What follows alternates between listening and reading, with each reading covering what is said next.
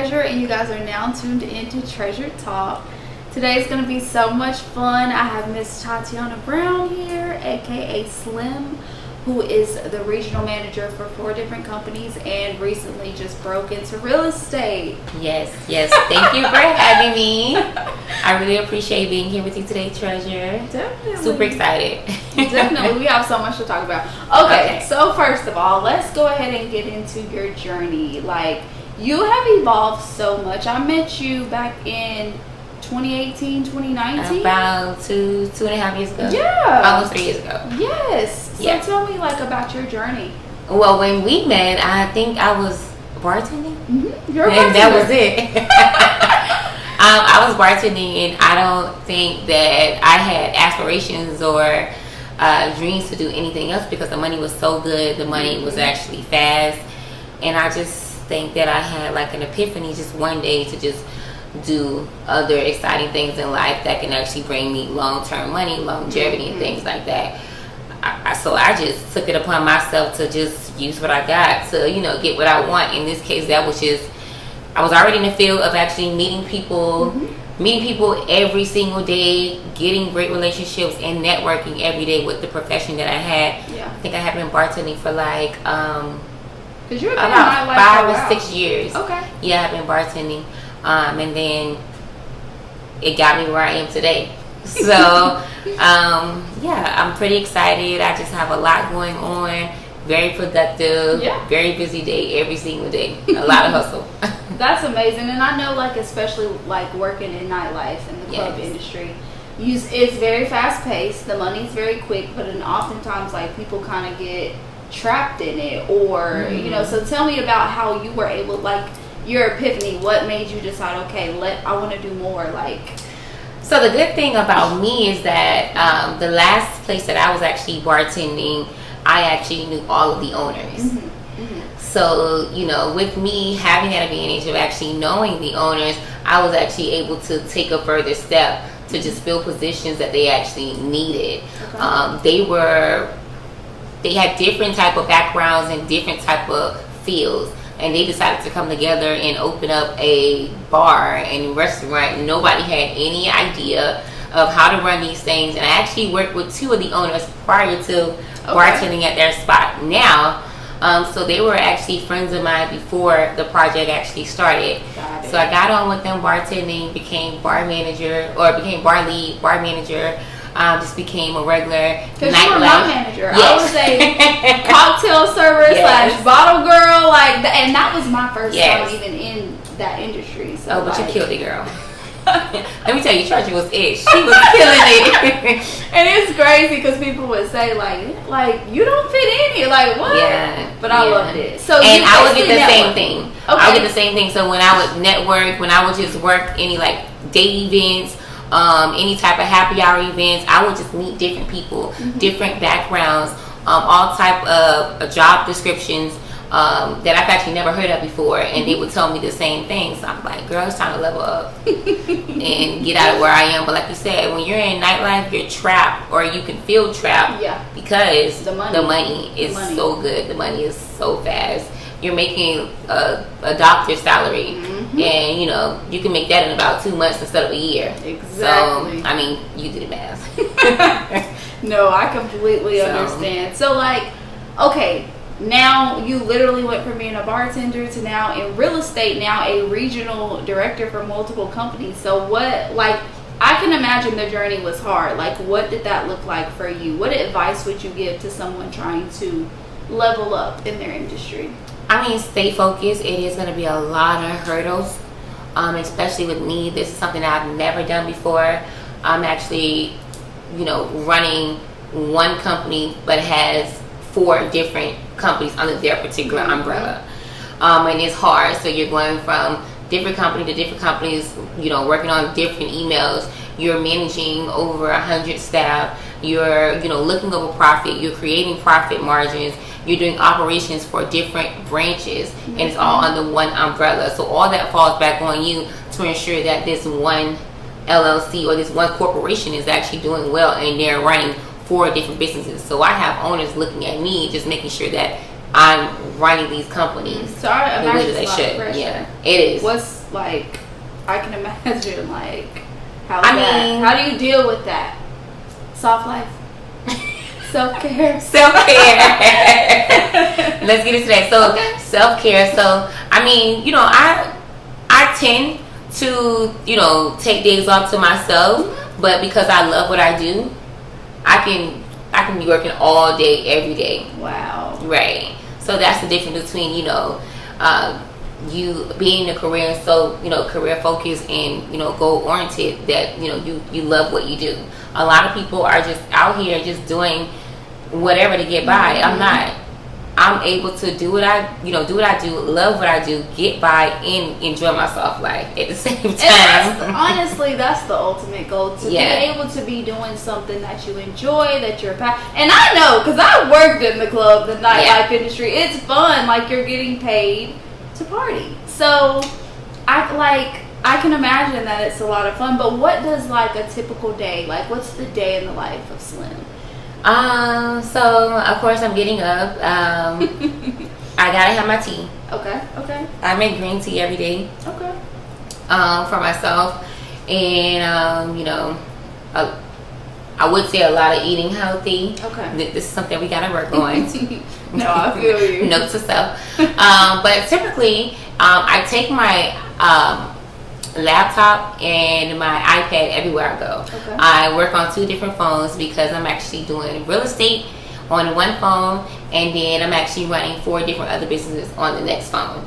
My phone is consistently ringing all day, so if you don't get a text back, that's probably why.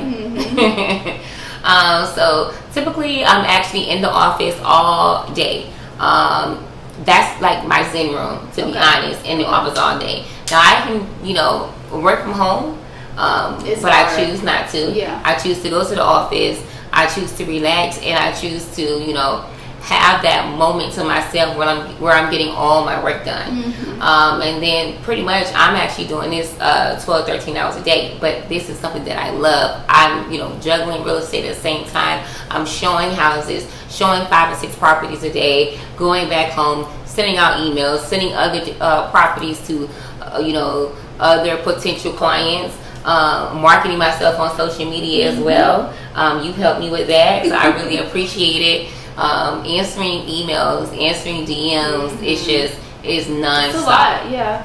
And I mean, that's amazing. Like, it's so inspirational, because I remember like going to lunch with you and you saying you wanted to get into real estate, and you're doing it. I think that's the biggest thing. Like, I was just telling a friend, people have goals, people want to do things, but like, to actually be someone who put your goals in action and actually did it, like, she literally told me a few years ago that she wanted to get into real estate and own properties, and now like you're killing it. You're literally a realtor.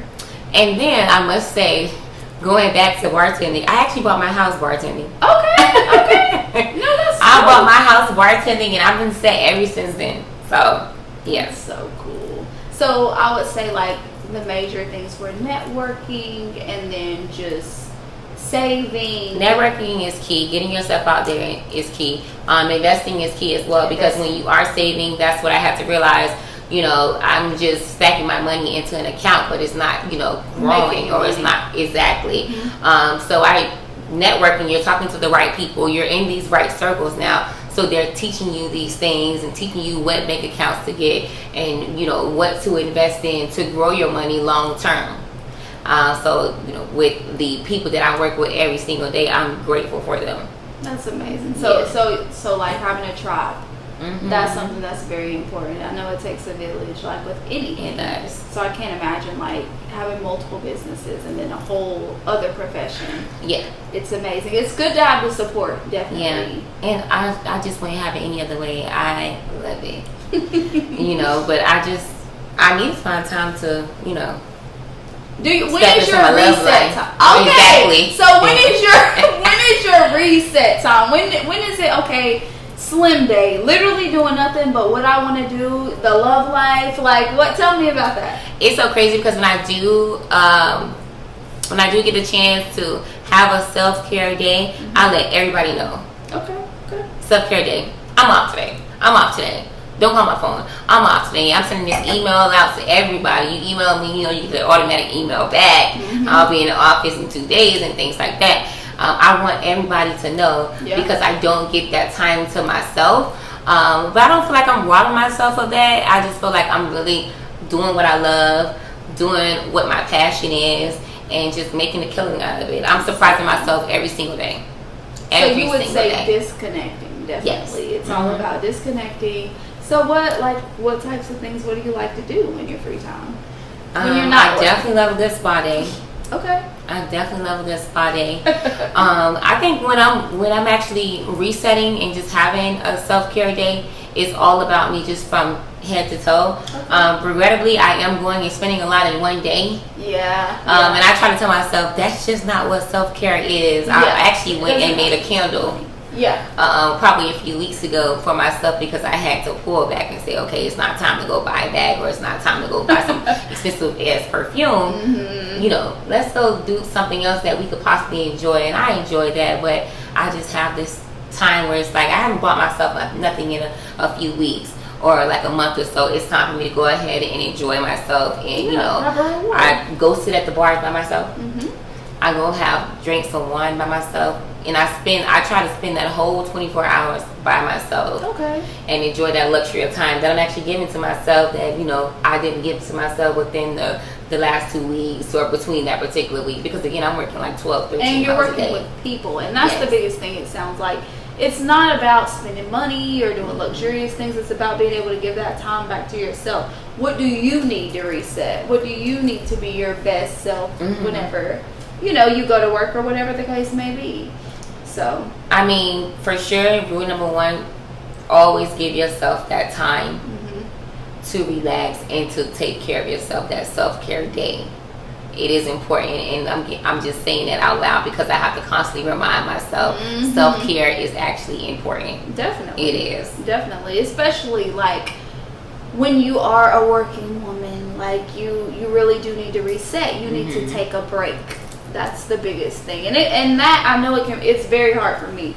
I went through a whole period of time. I always say, like, after having my baby, where I didn't take care of myself at all. I literally just worked and took care of my baby.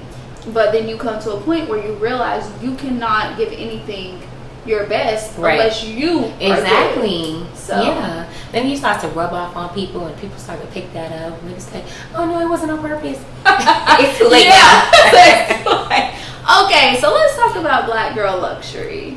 Because like you just said, you try not to buy yourself a gift, whatever. We know you like the nicer things. So tell me about that. How do you feel about Black girl luxury and that whole movement? I don't know. I feel like it's just something that I've actually taught myself within the last few years. I became okay in a certain part of my life after, buying my house, switching my cars out every 2 years, and it became comfortable to where, again, I'm able to do what I love, do what I please, go wherever I want, and sit back and enjoy the luxury things of life. And because it doesn't really matter to me or doesn't break my pockets, I'm going to be able to do that, and I'm going to stay satisfied. These are just things that I love. Now, we got to stop a little bit, scale back a little bit. I'm not, saying do these things, but I mean, it's good to always be able to go somewhere and be able to afford it and not be able to look at your bank account like, damn, you know what I'm saying? Yeah. And I love that feeling. Yeah.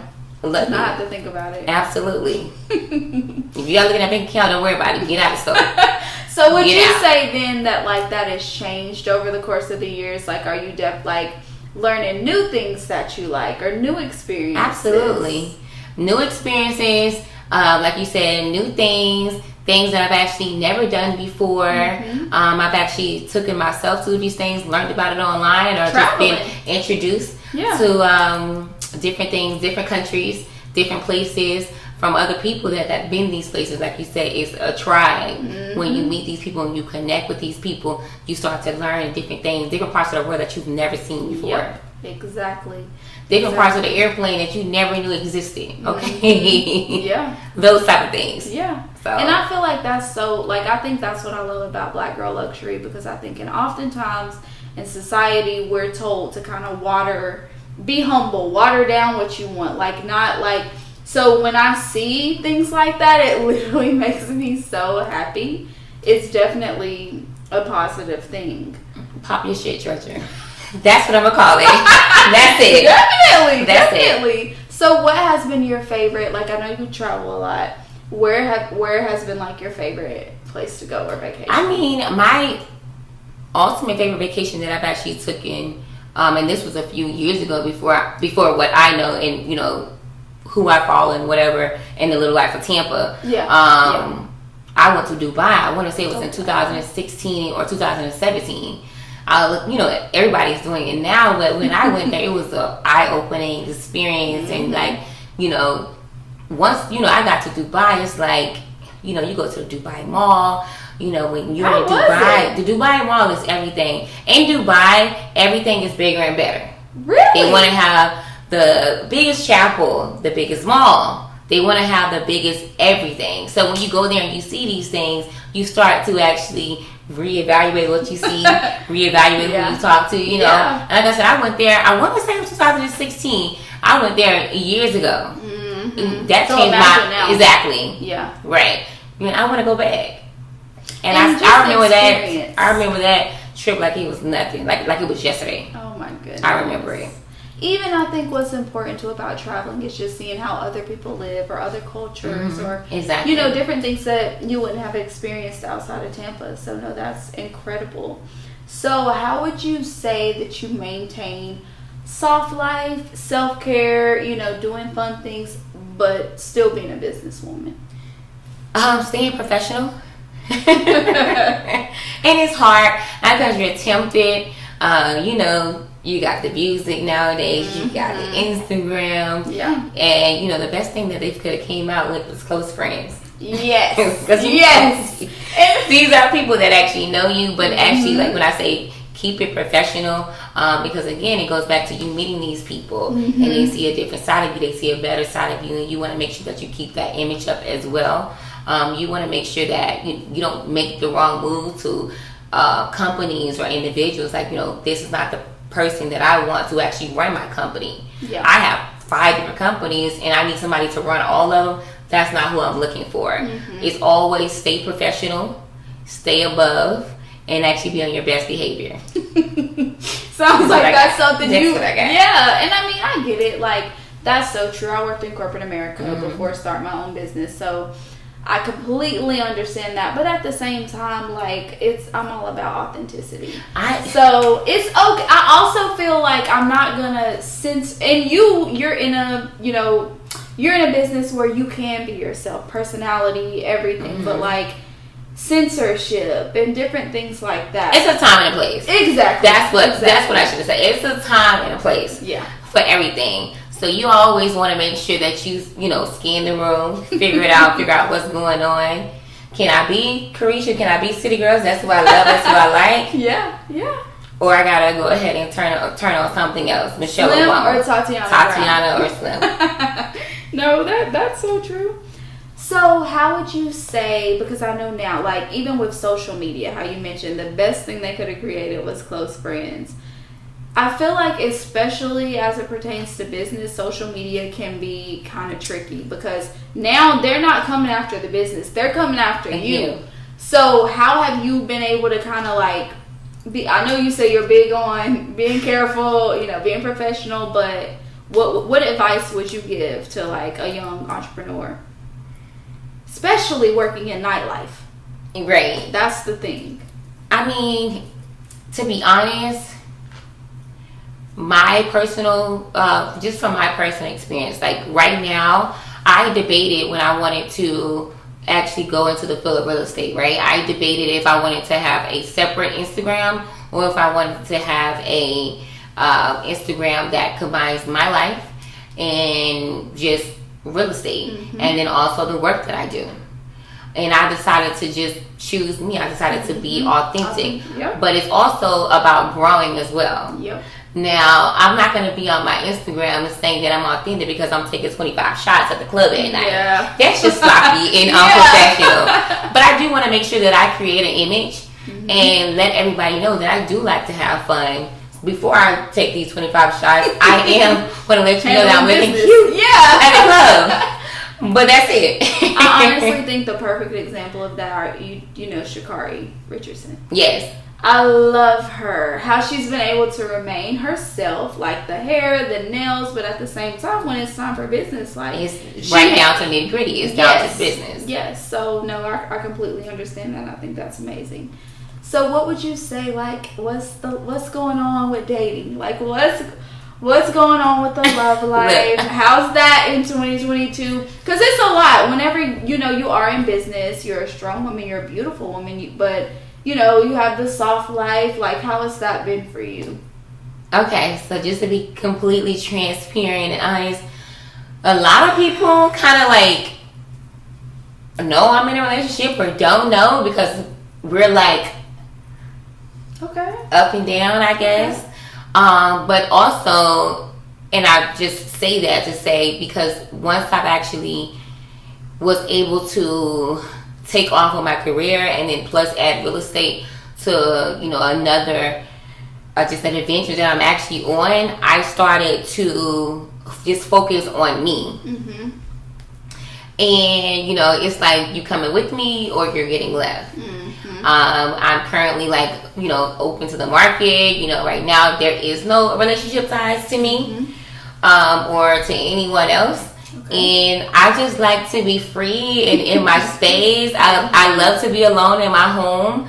I just don't want it to be where I'm so independent to like the point that it's almost like I'm running somebody away. Yeah.